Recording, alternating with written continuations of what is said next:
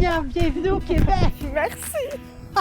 Qu'est-ce que tu penses du paysage qui t'accueille aujourd'hui? Je pense qu'on ne peut pas faire plus Québec qu'un lac gelé et beaucoup de neige.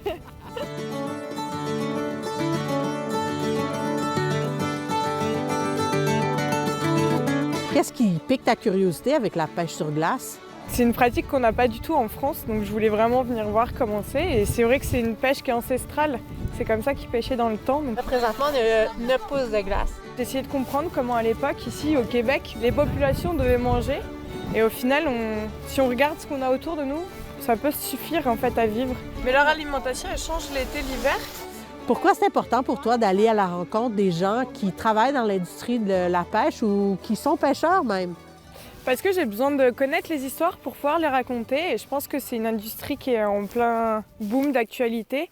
Et si on veut qu'elle continue, il faut qu'on fasse attention pour essayer de protéger nos poissons. C'est quoi la meilleure façon de protéger nos poissons, selon toi, selon l'expérience que tu as à ce jour, de rencontrer les gens de l'industrie un peu partout sur la planète? C'est d'essayer de privilégier les petites pêches comme celle-là, d'essayer de manger un petit peu moins, de faire attention aux saisons, d'éviter l'export, import de poissons, manger local. On fait de la pêche sur glace aujourd'hui, pourquoi? C'est exactement ça. Parce que je fais un tour du monde pour découvrir toutes les pêches un peu aux quatre coins de la planète. Je m'appelle Sonia Bichet et il y a quelques mois j'ai obtenu le titre de meilleure ouvrière de France. Je suis sur le point de me lancer dans une aventure incroyable, celle d'un tour du monde intitulé 20 000 lieues sur les mers. À quoi est-ce que tu t'attends quand tu, justement, viens à des expériences comme ici, à la pêche sur glace, en ce moment, à Saint-Ferdinand? Quelque chose de très humain, déjà. Beaucoup de partage. Oh, vas-y, t'en as une. Vas-y, monte. Yes! Tu te déplaces un peu partout sur la planète. Qu'est-ce que tu apprends sur toi en même temps?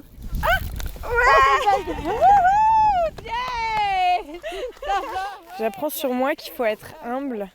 Et je pense qu'il y a beaucoup de choses qui se passent sur la planète. On ne peut pas avoir idée du tout. Et on perd toutes ces connaissances. Et je pense qu'il faut transmettre, ouvrir un peu les yeux sur tout le monde et sur tout ce qui se passe. Ouais, un poisson à la fois, finalement. Un poisson à la fois. Tiens, ma chance.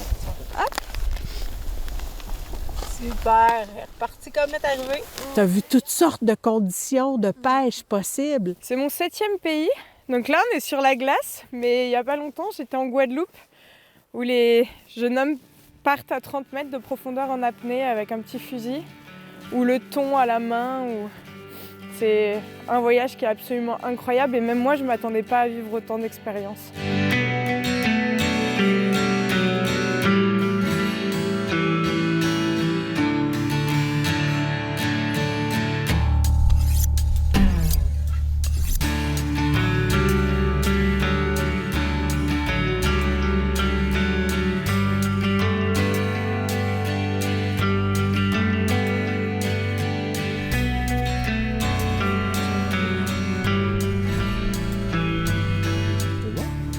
Magnifique.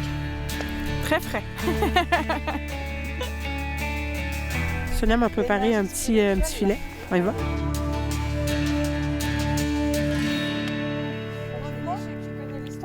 Il a une belle chair. C'est quand même doux. C'est surprenamment doux. Sonia, merci. Ça peut pas être plus frais. Belle texture. Qu'est-ce que tu espères que le Québec va t'apprendre avec sa pêche sur glace sur l'avenir de la consommation?